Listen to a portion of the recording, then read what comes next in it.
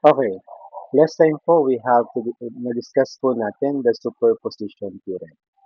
Okay, is it correct po? Na-discuss po natin yung superposition theorem. Okay, thank you for the reaction. The next method po natin under po ng network laws, okay, we have the source transformation method.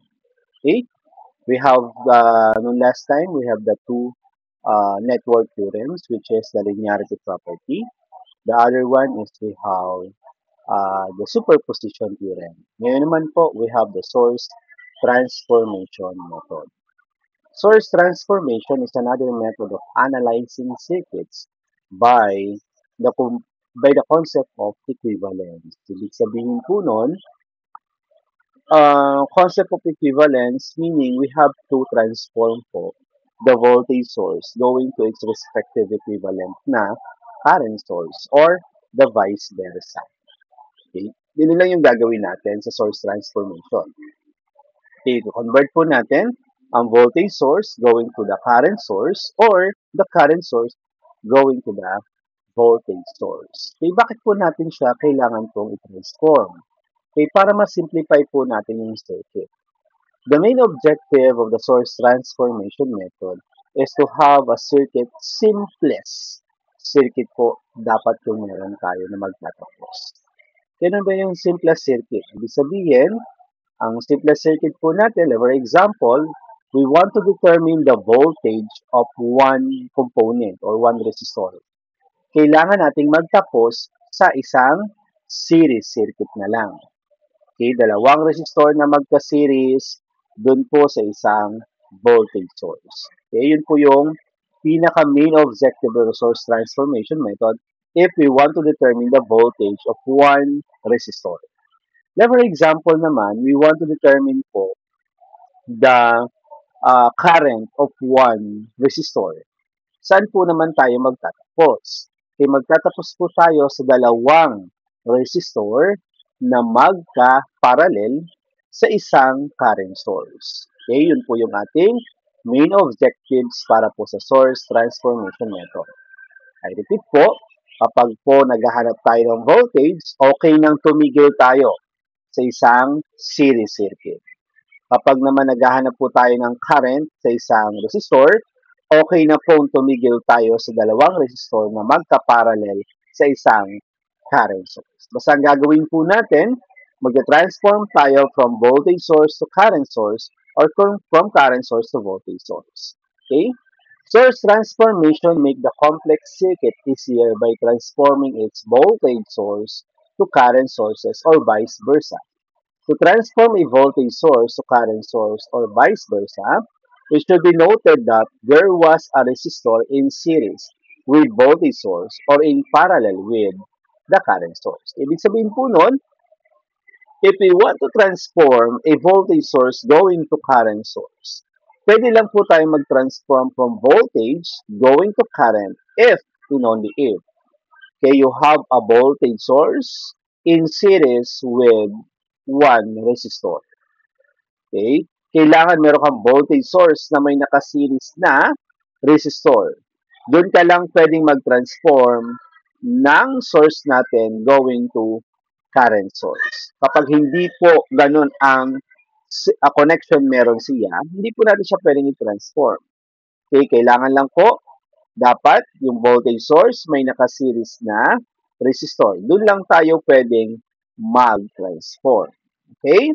Like for example naman, if we want to transform a current source going to the voltage source, okay, dapat yung ito-transform natin na current source ay may nakaparallel na resistor. So that, pwede natin siyang i-transform into respective voltage source. Okay po? Ganun lang siya. Magta-transform. Kaya anong mangyayari kapag nag-transform tayo ng voltage going to a current source? Like for example, I have 12 volts.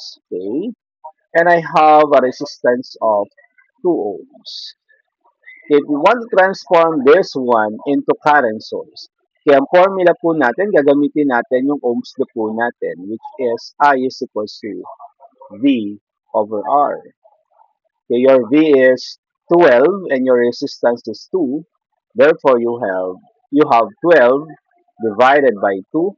Meron ka pong 6 amperes. Okay? Therefore, this one, if we want to transform the voltage source, it's going to 6 amperes. So now, 6 amperes. And what is the value of the resistor here?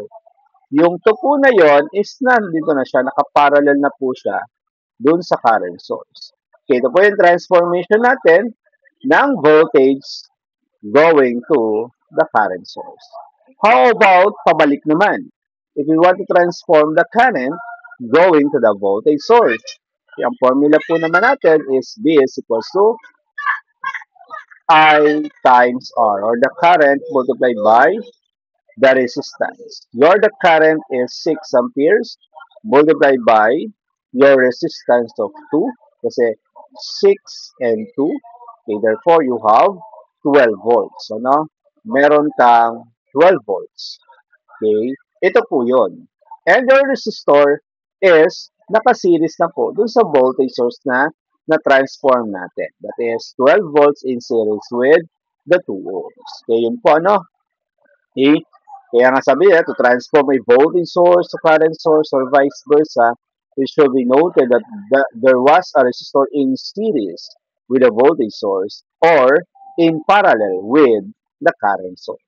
That figure is coming from the book of Fundamentals of Electric Circuit by Alexander et al., page 128. This is applicable for independent source. How about for dependent source? Ganun din po para sa dependent source. If you want to determine or you want to transform the voltage source going to the current source, ganun din ang formula. I is equals to V over R. Okay? V over R. Okay, if we want to transform naman current going to the voltage source, you have V is equals to I times R naman. Yan po yung gagamitin natin para po sa atin sa source transformation. Okay? Note po natin, source transformation is not applicable to ideal voltage source or R is equals to 0. Ibig sabihin, hindi siya applicable kapag meron kang voltage source, bawa 12 volts. Pagkatapos, walang nakaseries na resistor sa kanya. Okay? Hindi mo siya pwedeng matransform into current source. Ito, yun yung ibig sabihin. Or, ideal current source. Ibig sabihin, meron kang current source, okay, pagkatapos, wala kang nakaparallel na resistor sa kanya. Okay, therefore, hindi rin natin siya pwedeng gamitan ng source transformation. Yan po yung tatandaan ha. Kapag meron tayong circuit na may voltage source tayo pero wala tayong resistor na nakaseries sa voltage source na yun, hindi natin siya pwedeng gamitan ng source transformation. Ganun din po, yung current source, wala nakaparallel na resistor, hindi po natin siya pwedeng gamitan ng source transformation. Source transformation is not applicable to those sources, to those ideal voltage and current sources. Okay po? Pag sinabi kasi natin ideal, there is no losses. Ibig sabihin, wala pong losses yung voltahe natin. Bawat 12 volts, wala siyang internal resistance. Okay? Wala siyang nakakabit na nakaseries na resistor sa kanya. Kasi namin natin internal resistance, yun po yung maliit na resistance, palagi po yung nakaseries sa voltage source natin. Okay? Ayun. Okay, maliit lang po siya, na value minsan ina-assume natin na 0. Pero kapag source transformation, kapag 0 po yun, ibig sabihin hindi applicable ang source transformation natin. Ito, natandaan po natin, pag sinabi natin ideal, wala po siyang losses. Wala po siyang internal resistance. But, if not ideal, ang voltage source, palagi po siyang may nakaseries na internal, ang tawag po internal resistance. Ang symbol po niya coming from the book of Romeo A. Rojas. Ang symbol po niya is simple, maliit na R lang. Okay? Minsan, kino-compute po natin yung value niya. Minsan, hindi na po kasi sobrang liit naman po siya. Parang wala na siyang epekto sa ating system. Ito.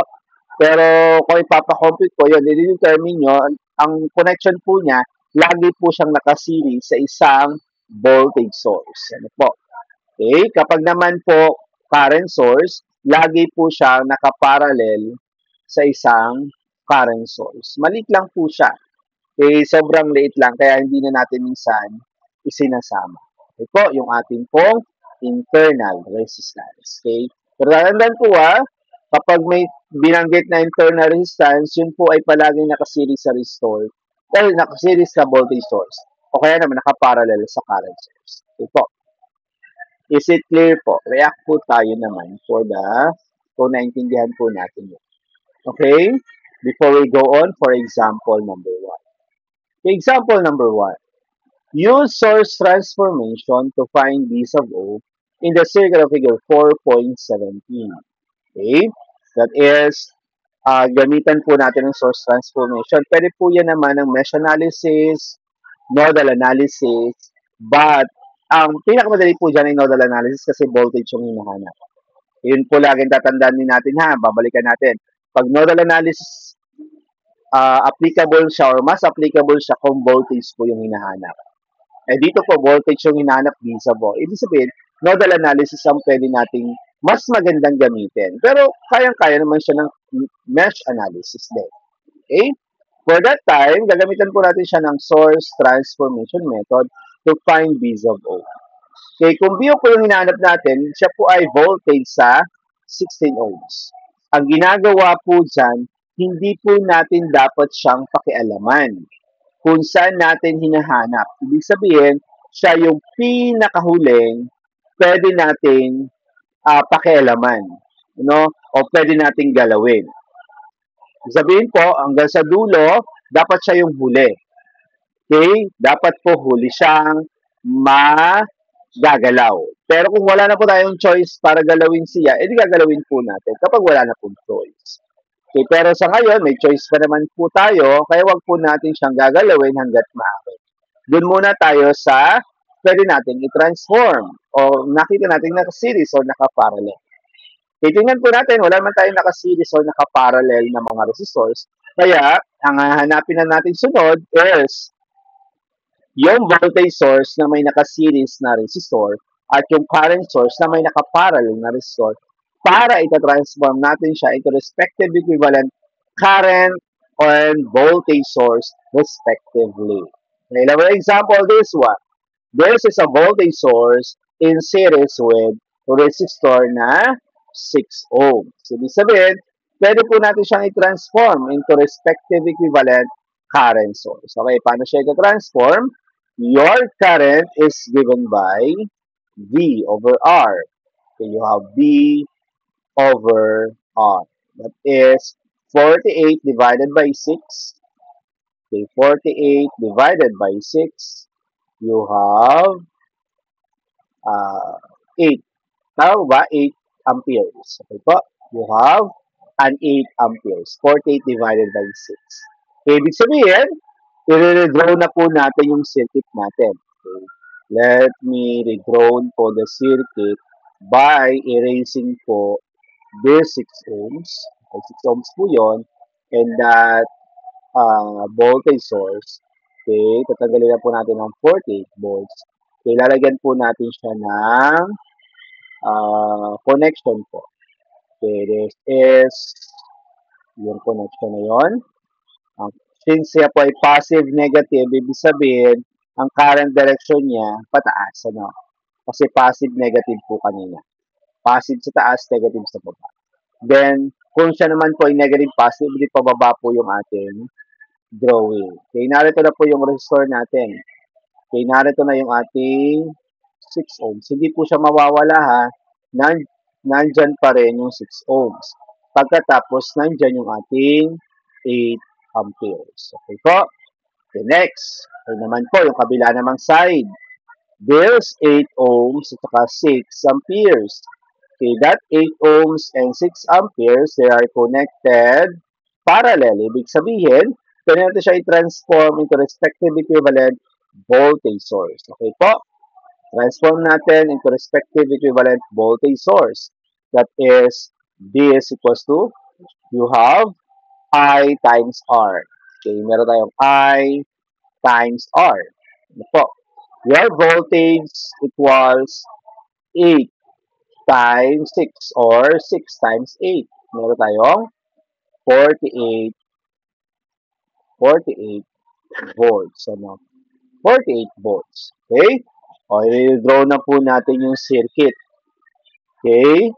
I-erase ko lang po yung circuit. For example, this one. I-delete na po natin yung 8 ohms. Ayan. Delete yung 8 ohms. Delete yung 6 amperes. Okay, didelete ko na rin po ito. Okay, kasi po magsiseries na siya, di ba? Okay, redraw na po natin. This is this one below. Ano? Pababa po siya, ibig sabihin negative, positive. Okay, pababa po kasi, di ba? Negative, positive. Okay, this one is, ano nga bang value po nito? You have, this is 48 volts. Ano nga po ang value ng resistor? Meron 8, di ba? 8 ohms. Tama po ba yun? 8 ohms, di ba? Okay, thank you for the reaction. That is 8 ohms na. Ano? Ganyan, nakita natin, meron tayong magka-series na resistor. That is, kung makita natin po, may magka-series po tayong resistor, this is 8 at saka 4 ohms. Ibig sabihin, pwede po natin siyang pagsamahin. Okay, pwede pagsamahin. Then, pag pinagsama natin, 8 and 4 in series, 8 plus 4, you have 12. Ano? So, you have 12. Okay, erase ko lang po this one. Erase ko na to. Okay, pinagsama kasi natin. Ayun. Okay, you have this one.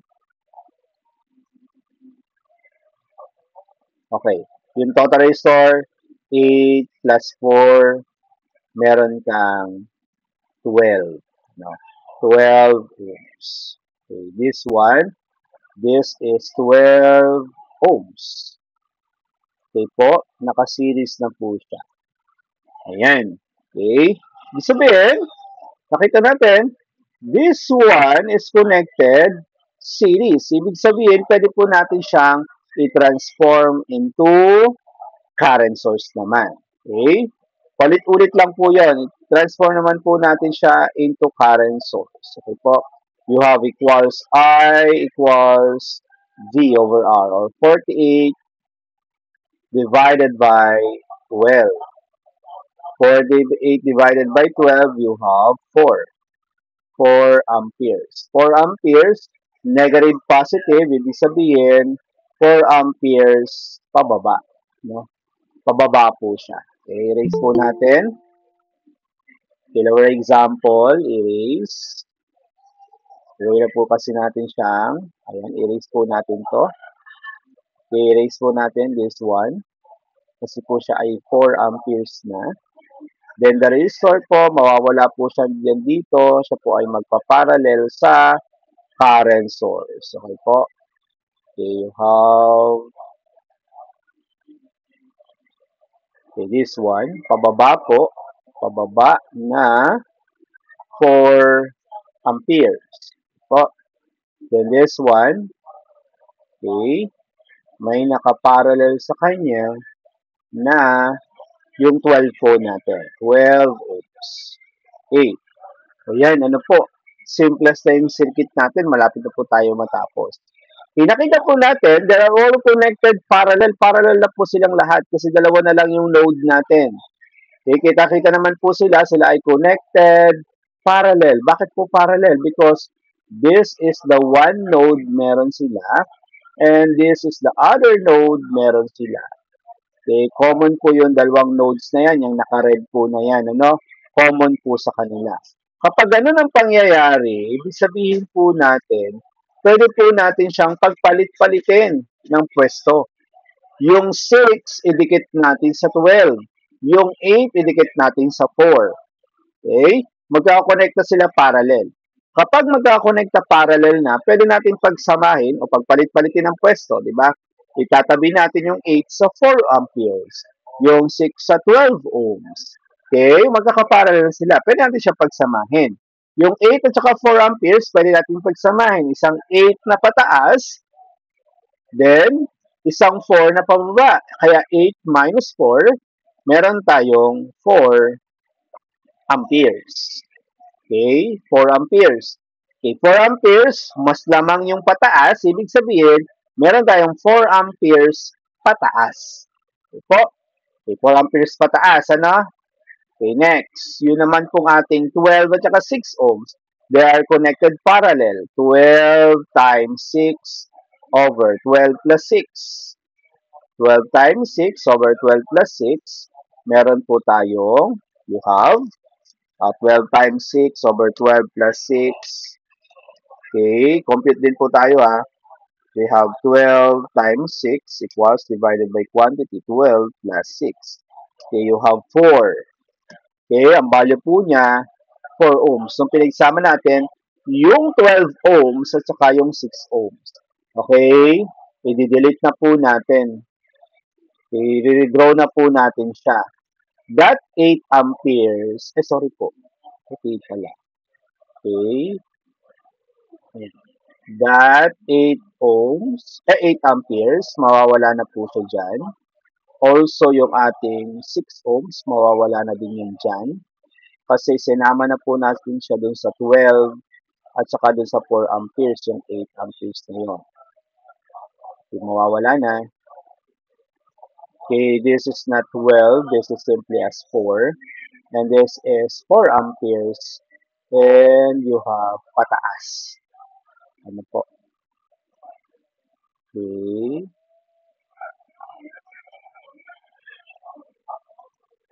Okay, this is pataas 4 amperes. This is 4 ohms. Ayan na, malapit na. Kasi ang hinahanap natin, voltage source, ibig sabihin hindi pa tayo titigil. Kasi meron pa lang tayong nakaparallel na dalawang resistor. Okay. Kaya kailangan pa natin mag-transform. That is 4 amperes in parallel with the 4 ohms. Ibig sabihin, pwede natin siyang i-convert into respective equivalent voltage source. Okay po? Okay, convert natin siya sa voltage source. Okay, your voltage equals I times R. That is 4 times 4. Meron tayong 16 volts. Ano? 16 volts. Erase na po ulit natin. Okay, erase. So you have this one. Kaya voltage source na. Pataas po yon. Ibig sabihin, meron po tayong positive sa taas, negative sa baba. This is 4 ohms po ah. Okay, 4 ohms. Draw. Draw po tayo ng polarity. This is positive. This is negative. 16 volts. Okay? And your resistor na 4 ohms, narito po siya nakaseries na. Kasi voltage source po tayo, dapat may nakaseries na resistor. That is the 4 ohms. Okay?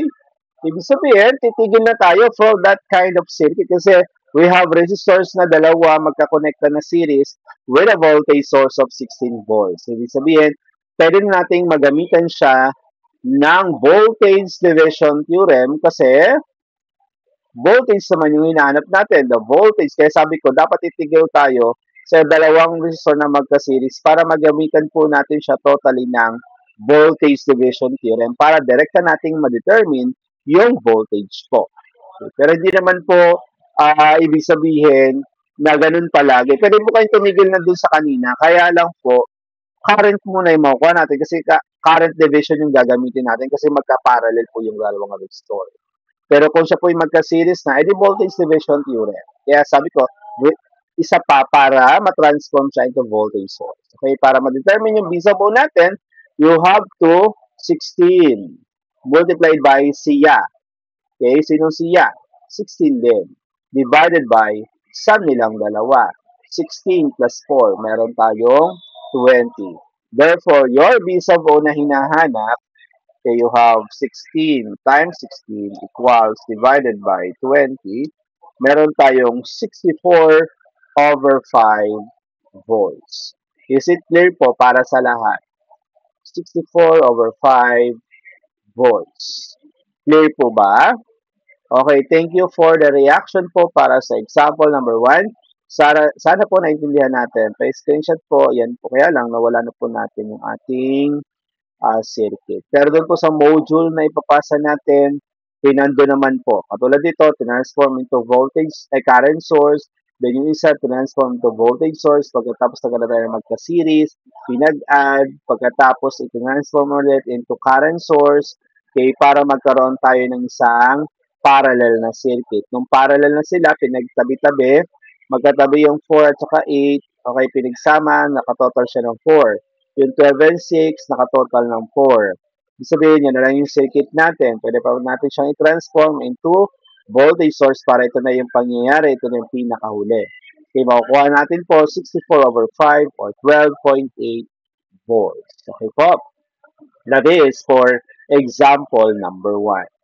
How about for this example number 2? Use source transformation to find V sub x in the circuit of figure 4.23. Ito po yung pinaka-example po na kung saan wala na po tayong choice kundi galawin kung nasaan yung hinahanap. Halimbawa, nandyan, si 1 ohm. Yung 1 ohm natin, hinahanap po yung V sub x. Ibig sabihin, ang ideal po natin, huwag natin siyang galawin. Pero magagalaw po natin siya kasi wala na po tayong choice. Okay, papakita po natin mamaya. Okay, transform po natin. We have 3 volts and 1 ohm that are connected series.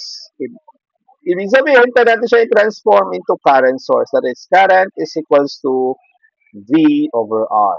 Okay, you have V over R, that is 3 divided by 1. Meron tayong 3 amperes. 3 amperes, kaya ang direction po niya, pataas kasi we have positive, negative. Okay? Redrawn po natin. Erase po natin siya. Okay, this one. Okay, ito na po ay 3 amperes. This one, mawawala na po siya dito. Okay, kasi paparallel na po siya sa circuit po natin. Okay, short na ito. Then, this one pataas kasi plus minus 3 amperes na po siya. Okay, ang resistor po natin nandito. Okay, this is 1 ohm. Ayan, 1 ohm ano. Okay, next. This one, they are connected parallel. Ibig sabihin, if they are connected parallel, pwede po natin siyang tawag dito, i-transform. Wait lang po ah.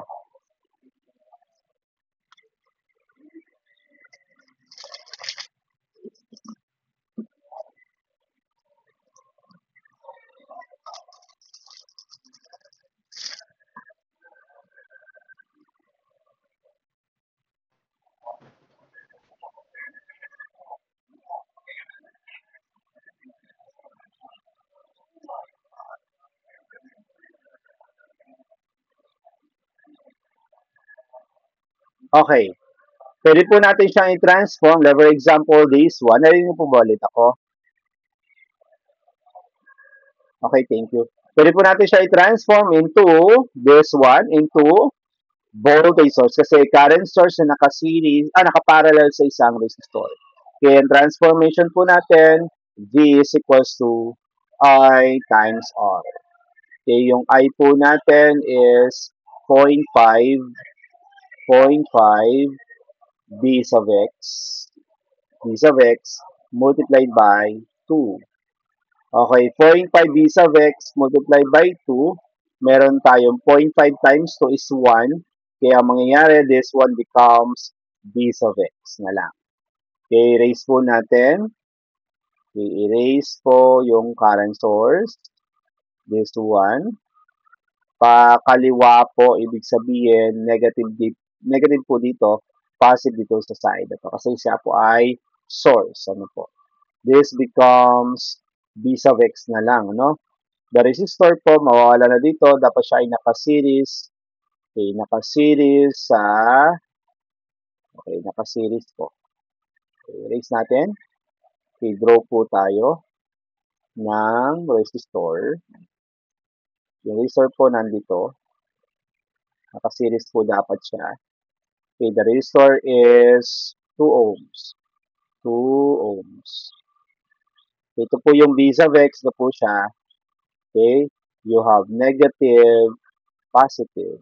Kasi po, ang direction po niya, kanina, current source po siya, pakaliwa. Kaya po yun ang direction niya. Di ba magkaiba naman ang direction kapag voltage source, current source sa atin pong resistor. Kapag resistor po, ang current direction is from positive to negative. But kapag source po siya, negative going to positive. Ayan. Yan. No, wala na po tayong pwedeng pagsamahin. Ibig sabihin po natin ay, pero naman po, for example, this one, no? This one, convert po natin siya. Pagsamahin po natin itong 9 at saka b sub x. Ano? Pagsamahin po natin 9 at saka b sub x. So, for example, pagsamahin po natin yon 9 at saka b sub x. So, ilan po yon? Okay, you have 9 plus b sub x kasi plus minus. So, di yun po ay 9 b sub x. Okay? Pagsamahin ko lang po. Sorry. Okay, this one. Pagsamahin ko na po siya. Tatanggalin ko na po ito dito. Okay, ibig sabihin ito po ay magiging, ang drawing ko na lang po bilog ha. Okay, pero actually, nung pinagsama po natin yung bilog at saka diamond po, wala po tayo talaga doong itsura. Okay, bilog na lang po. Ibig sabihin siya po ay 9 volts plus B sub X. Okay, yung value niya. Okay, 9 plus B sub X na po siya. And this becomes series. Ayan. Okay? Kung gusto niyo po, pwede niyo po i-transform into current source para sila pong lahat ay magkakaparallel na. Di ba? Pwede pong ganon. Okay? Pero kung okay lang naman po, kasi 9 at saka B sub X medyo mahirap, pwede po tayo mag-transform this 1. Okay? Pwede po natin pagsamahin 1 at saka 1. They are connected parallel. Okay? Pwede pong ganon, no? They are connected parallel. Ibig sabihin po, okay, pwede natin siya pagsamahin 1 times 1 over 1 plus 1. 1 times 1 over 1 plus 1, meron po tayong 1 over 2. That is 0.5. 0.5 ohms. Ano? 0.5 ohms. Okay? So, yun ay 0.5 ohms. Ibig sabihin, pwede na po natin i-delete. Okay, yung isa po natin, pwede po natin siyang i-delete.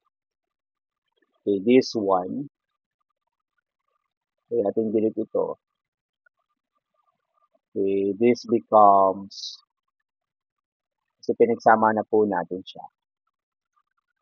Okay, this becomes 0.5. 0.5 ohms, positive negative V sub X. Then, they are connected po parallel sa 3 amperes. So, pwede natin siyang i-transform into voltage source. Okay, voltage source. V is equals to I times R. That is 3 times 0.5. Okay, 3 times 0.5, tatlong kalahati is equals to 1.5. Diba? 1.5 volts. 1.5 volts. Okay, raise ko lang po 1.5 volts. Tanggalin po natin this one.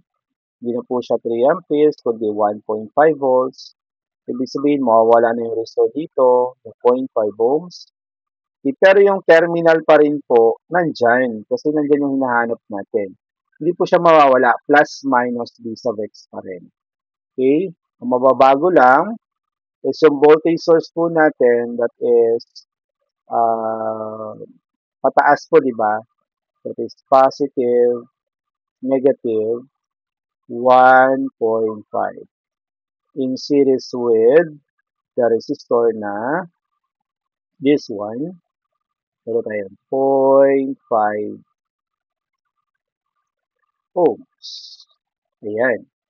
So, kapag ganun po yung pangyayari, okay, narito yung B sub x natin, okay, pwede po tayong gumamit ng KVL. Kasi isang series na yan, ano? Isang series na pwede na po tayo ang KVL po dyan. Okay, for example, KVL po tayo dito. Then also, pwede po tayo mag-KVL din sa kabilang side. No? KVL po tayo dito, KVL po tayo sa kabilang side. For example, this one. You have negative 1.5.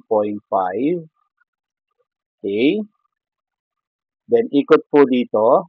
You have uh, positive 0.5, 0.5 I. Diba? Positive 0.5 I. Dito po ano? Positive 0.5 I. Dito naman, plus v sub x is equals to 0. Okay, ano po? Ayun, no? Then, pwede rin po, din sa kabilang side naman, meron tayong negative v sub x, negative v sub x. Okay? Negative v sub x. Ito, kung umikot po ito, negative v sub x, then ikot kay 2, positive 2i. 2i. Okay? Then, ikot po dito kay 9 volts. Okay, you have positive 9 plus dx. Okay, wala na po. Wala na. Is equals to 0. Ayun, no? Okay, kailangan po natin makancel po yung atin pong tawag dito. Kailangan nating makancel yung ating I. That is 0.5 at saka 2 kasi BX po yung hinahanap natin. We should multiply this one by, for example, para maging 2, 4. Diba? 4. 4, this one, multiply po natin ito ng negative 1. Kasi 4 times 0.5 is 2i. Negative 1 times 2i is negative 2i. Cancel na po yung i natin. Okay po. 4 times negative 1.5. Okay, meron tayo 4 times 1.5 is 6. Ano po? Negative 6. Negative 6. Okay. 4 times bx, positive 4 bx. Okay. How about dito sa baba? Oh, negative 1 times negative vx, positive vx. Okay. Next. Negative 1 times 9 is negative 9. Okay. Negative 1 times vx, negative vx equals to 0. Okay, cancel po natin the v sub x, the v sub x. Okay, we have negative 6 at negative 9, negative 15. Lipat sa kabila, positive 15. Meron, therefore, you have 4 bx equals positive 15. Therefore, your bx equals 15 divided by 4. Okay, you have 15 over 4 volts. Or simply as, ilan po yan? 15 divided by 4 sa decimal, meron ka pong 3.75 volts. Clear po ba yung ating discussion for example number 2? Clear? Okay po. That is para sa example number 2. Nasa module din naman po yan. We have to transform po yung kanina, ito nga 3 volts at saka 1 ohm, they're connected series. Kaya ang gagawin po natin siyang current, that is 3 amperes. Yung isa naman po, transform natin into voltage source, magiging po siyang Vx. Ano? Then ito na po yung nangyari sa kanya. 3 amperes, 1 ohm, 1 ohm, 2 ohms, passive Vx, and we have 9 volts. Pinagsama po natin siya. Okay, make it as nung 1, 1, they are connected parallel, maging 0.5 yun. Okay? Pagkatapos 0.5, transform natin yung 3 amperes at saka yung 0.5 ohms into voltage source, naging 1.5 volts in series with a 0.5 ohms. Ayan, ginamitan na po siya ng KVL. Pero yung ating pinagsama natin ito, okay lang naman na pinagsama. Okay lang naman hindi. Yan po. Nag-mesh 1 or KVL sa 1, tapos nag-KVL din siya sa 2. Since they have the same current po, kaya dapat makancel yung current natin. E di yan po nakuha natin yung current. Sinubstitute yun sa equation po nung current ng isa. Yung ating elimination, yung kanya substitution. Pero same lang naman po yung lalabas. This one is mali po, hindi po siya 5.25. Mali po yan, that is equivalent to 3.75 lang. Paki-check na lang po yung computation nito. Medyo may problema ito. For example, ito ata ay positive 1.5 or this is negative 1.5. Then negative 0.5 times negative 4.5 something positive or ganon, basta meron po dyang problema doon sa solution. Pero kung kayo nalilito dito, yun na lang pong diniscuss ko kanina. May question po tayo. Medyo mali po to. Dapat ang sagot ay 3.75 volts. Okay? Question po tayo so far para sa ating source transformation method. Question.